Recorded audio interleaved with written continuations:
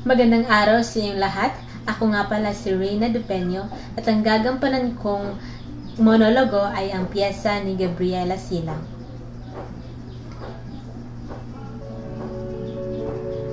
Ako, si Maria Josefa Gabriela Silang. Ipinanganak sa panahong hindi malaya ang ating bansa. Isang malaking takot ang bumabalot sa aking buhay. Babae ako. Oo, babae ako. At saan nga ba ako nagkulang? Ano nga ba ang aking patutunguhan? At kilala nga ba ako sa pahina ng kasaysayan? Hindi naging madali ang aking buhay. Sa murang edad pa lamang ay nabuo sa aking isipan na babae ako. Oo, babae ako. Pero sa bahay lang dapat ako. Takot masaktan at hindi dapat lumaban.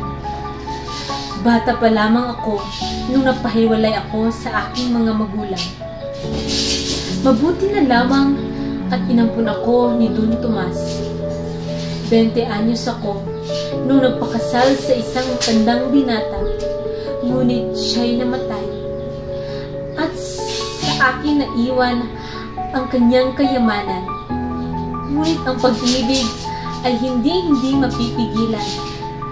Nakilala ko si Diego Silang, isang binatang makisig at makabayan, at siya ay aking pinakasalan. At heto ako ngayon. Oo, babae ako. Babae ako. At ako ang babaeng magpapatuloy sa revolusyon na sinimulan ng aking asawa. Nandito na ako sa bagong katauhan, babaeng pinuno ng kasaysayan. Ako'y nagising sa bagong katauhan, babaeng pinuno ng himagsikan.